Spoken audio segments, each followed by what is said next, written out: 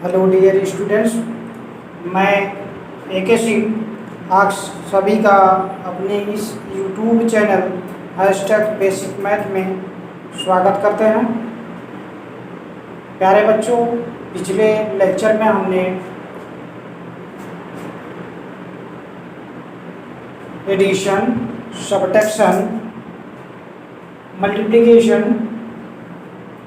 Cover कर रखा है। इस लेक्चर में हम पढ़ेंगे डिवीजन। जैसा कि डिवीजन आपका सामने बोर्ड पे दिख रहा होगा, डेफिनेशन कह रहा है कि ऐसी प्रक्रिया जिसमें किसी एक भाग को अन्य किसी दो या दो से अधिक बराबर भागों में बांटने की प्रक्रिया जो है या क्रिया जो है भाग कहलाता है। ठीक, मतलब अगर कोई भाग है उसको हमें क्या करना है, बराबर भागों में बांटना है।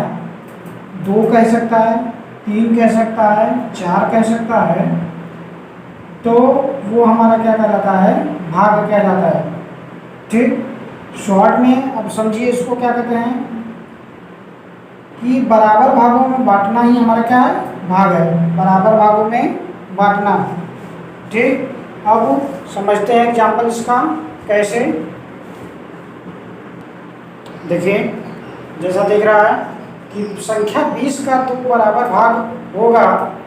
मतलब उसका कहने का मतलब ये है कि 20 का आधा यानी 20 को हम 2 बराबर भागों में अगर बांटना है तो हम क्या कर सकते हैं, 1 10 हो सकता है, 1 10 हो सकता है। ठीक, इसके अलावा और कोई आधा हो सकता है क्या? 10 और 10 है तो इसके अलावा और कोई आधा हो सकता है 20 का? नहीं। ठीक, तो यही आपका क्या है, 20 का 2 बराबर भाग है और इसी को ही हम क्या कहते हैं, क्या कहते हैं, भाग कहते हैं। ठीक, अब चलते हैं कि डिवीजन मतलब भाग को व्यक्त करने की कितनी विधियां हैं, कितने सिंबल हैं, कितने नोटेशन हैं। चलिए देखते हैं। प्यारे बच्चों, आपके सामने पहला नोटेशन है, symbol number 1, that is this. इसका प्रयोग आपको भाग में देखने के लिए मिलता है। इसको प्रदर्शित करने का तरीका क्या है, इस तरीके से जैसे हमने पहला एग्जाम्पल में ही दिया था डिवीजन के लिए कि मतलब 20 का 2 भाग। ठीक, तो देखिए 20 हो गया, संख्या 20 हो गया, भागे 2, कितनी भाग कर रहा है, 2 भाग। ठीक, या आधा। ठीक, तो क्या हो जाएगा, ये देखिए 20 भागे 2। ठीक, बराबर उत्तर कितना आ जाएगा, 10 आ जाएगा। ठीक, अगला सिंबल समझते हैं। अब देखिएगा, सिंबल नंबर 2 है n/d। n/d मतलब n का मतलब न्यूमरेटर, क्या, n का मतलब न्यूमरेटर, अंश जिसको हिंदी में कहते हैं, और d का मतलब डिनोमिनेटर, क्या, डिनोमिनेटर मतलब हर। जो n/d के रूप में भी होता है वो हमारा क्या होता है, डिवीजन में भी होता है। ठीक, यानी अंश और हर के रूप में। देखिए यहाँ पे एग्जाम्पल कह रहा है 1/2। ठीक, तो अंश में क्या है, 1 है, हर में क्या है, 2 है, तो इसका आंसर कितने आने वाला है, 0.5। ठीक, 0.5 इसका आंसर आने वाला है। देखिए सिंबल नंबर 3 समझते हैं इस तरीके से, मतलब वही है, क्या है, वही है। देखिए यानी डिनोमिनेटर से हमें क्या करना है, न्यूमरेटर में भाग करना है, यानी डिनोमिनेटर पहले हो जाएगा दैट्स कॉल्ड dn। क्या, देखिए सीरीज में देखिए तो dn है। ठीक, तो उस सिचुएशन में हम क्या करेंगे, डिनोमिनेटर से न्यूमरेटर में भाग देंगे। ठीक, जो वैल्यू आएगी वो हमारा क्या होगा, आंसर होगा। ठीक, जैसे समझिए यहाँ पे 2 से 1 में डिवाइड करना है तो वही क्या आ जाएगा, 0.5। ठीक, अब आगे समझते हैं इसका मिक्स कंक्लूजन क्या आता है, तीनों रूल्स का, तीनों सिंबल्स का देखिए मिक्स में। चलिए देखते हैं। देखिए पहला सिंबल जो बताया था वो इस तरीके से था, दूसरा इस तरीके से था, तीसरा इस तरीके से। अब सभी के तरीके से एक ही एग्जाम्पल समझते हैं। देखिए एग्जाम्पल 1/2 क्या 1/2 1/2 एंड 2 क्या हो जाएगा dn के रूप में क्या हो जाएगा, पहले डिनोमिनेटर फिर न्यूमरेटर ना, तो उस कंडीशन रख दिया। और इन सभी का देखेंगे हल जो है सभी को कीजिए, सभी तरीके से एक ही आएगा। तो प्यारे बच्चों इसको समझाने का मेरा एक ही मोटो था कि कभी भी एग्जाम में या कहीं भी कोई किसी तरीके से आपसे अगर पूछ देता है कि ये क्या है ये क्या है ये क्या है, तो आपको घबराने वाली चीज़ें नहीं होना चाहिए। ठीक सुनिए, आपको घबराने की ज़रूरत नहीं है। वो आपसे केवल देखना चाहता है यही कि ये अगर जानता है कि नहीं बच्चा। ठीक या ये कुछ है नहीं, बस है क्या डिवीजन के ही पार्ट यानी भाग के ही भाग है। ठीक समझ आ गया। अब देखिए चलते हैं आगे पढ़ते हैं। अब इसको डिवाइड करने का तरीका क्या है, कैसे भाग हम देते हैं, चलिए अब धीरे धीरे सीखते हैं। देखिए बच्चों हमें डिवीजन के अंतर्गत हमें पढ़ना है क्या, पहला 1 digit division, 2 digit and 3 digit after then 4 digit, मतलब ये सब हमें क्या करने हैं, कवर करने हैं। हम अब पढ़ेंगे क्या 1 डिजिट डिवीजन देखते हैं, यानी एक अंकीय भाग देखते हैं कि किस तरीके से करना होता है। देखिए आपके सामने 1 डिजिट डिवीजन मतलब एक अंकीय भाग में एग्जाम्पल दिया है कि 10 डिवाइडेड बाई 2 पढ़ेंगे क्या 10 डिवाइडेड बाई 2 क्या 10 डिवाइडेड बाई 2। ठीक अब चलिए देखते हैं इसका प्रोसीजर क्या है, करने का तरीका क्या है। प्यारे बच्चों आपको कुछ करना नहीं है, जैसा कि हमने बोल रखा था आपको कि 2 से 10 तक कम से कम टेबल आना चाहिए। तो चलिए देखते हैं कैसे डिवाइड कैसे करना है, समझिए जरा। तो प्यारे बच्चों इस अंक का जो आपके सामने है सबसे पहले जो है उसका टेबल इतनी टाइम्स पढ़ना है, यानी इतनी बार पढ़ना है, उसका पहाड़ा इतनी बार पढ़ना है आपको कि इस वाले संख्या से या तो बराबर हो जाए, क्या क्या कंडीशन है, या तो बराबर हो जाए या तो लगभग बराबर हो जाए तब पर भी चलेगा। ठीक या तो उससे कम रहे, क्या हो बराबर हो या उससे कम, लिख दे रहे हैं क्या। देखिए क्या कह रहा है, क्या कह रहा है, या तो इसका पहाड़ा इतनी बार पढ़ते हैं या तो इस संख्या के क्या हो जाए बराबर हो जाए या तो उससे कम हो।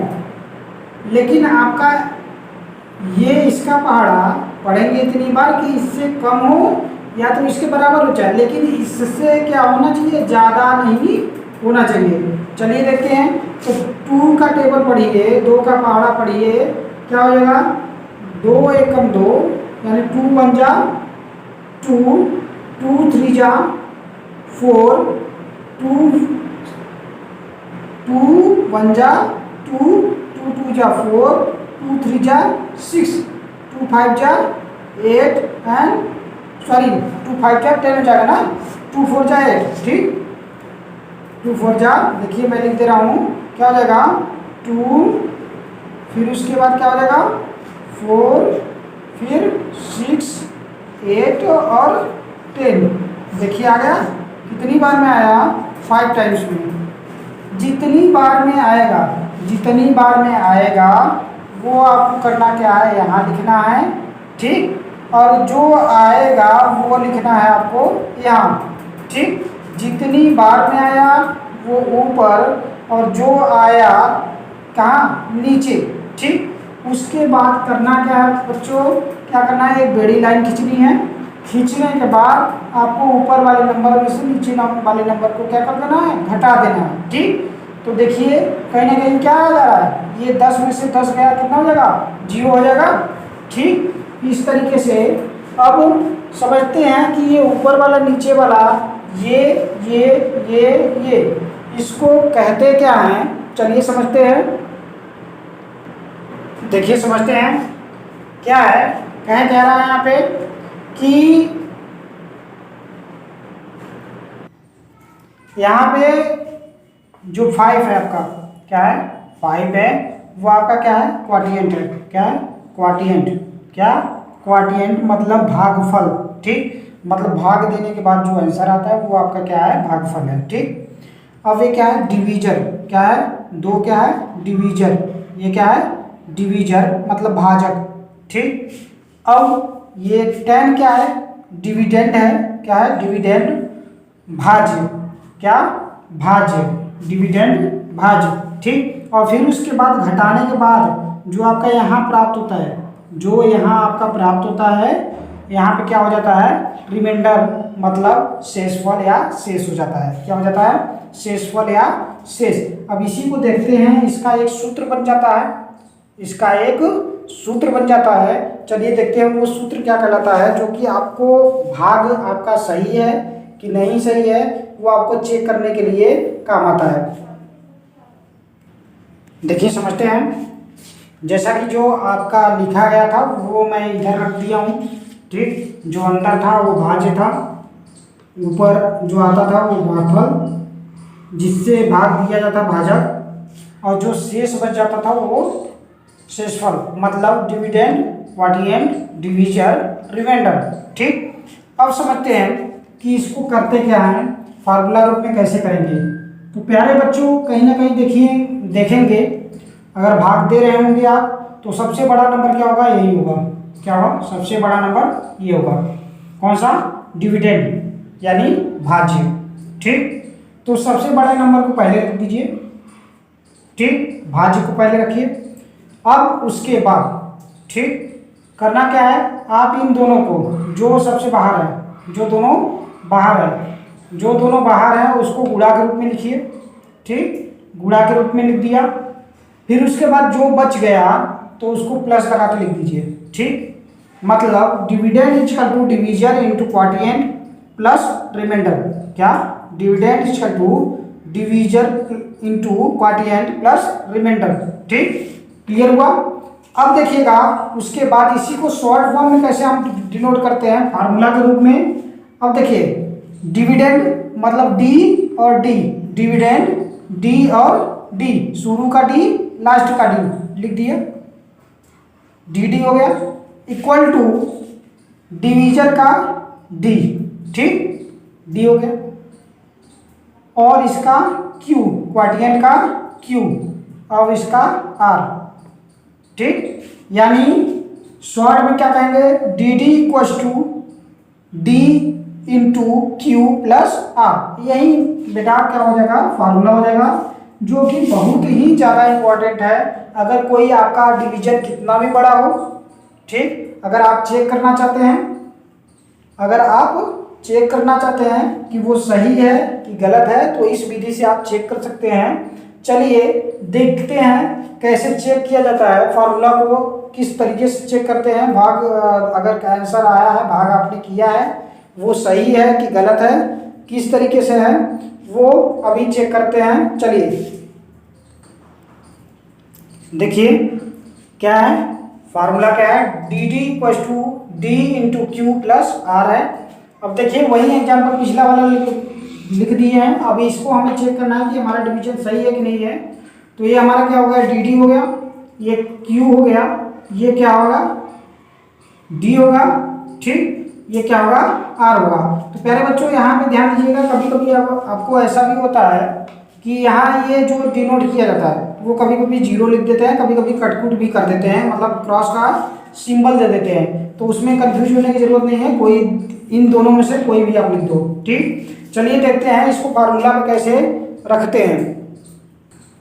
देखिए प्यारे बच्चों वही ये डिवीजन है, ठीक, ये एग्जाम्पल था आपका, क्या था एग्जाम्पल, ठीक। अब समझते हैं, देखिए हमने रखा ये फार्मूला है, जो ऊपर लिखा हुआ है वही फार्मूला में लिख दिया। अब फार्मूला में ही अब जो है बस पहचान के आपको रखना है। देखिए ये क्या था डिविडेंड था, रख दिया, ठीक। क्वाड्रेंट कौन है ये है, रख दिया। फिर डिवीजर ये है, रख दिया। प्लस रिमाइंडर क्या है कटकुट या जीरो, रख दिया, ठीक। अब इसको सॉल्व करते हैं। इतना तो हमने बता दिया था आपको। देखिए 10 है, उसको ऐसे बता दिया। 5 इंटू 2 इक्वल टू 10 और 0 अपनी जगह। अब प्यारे बच्चों, हमने बताया था कि किसी संख्या में अगर 0 जोड़ते हैं तो क्या होगा, क्या होता है, वही संख्या प्राप्त होता है।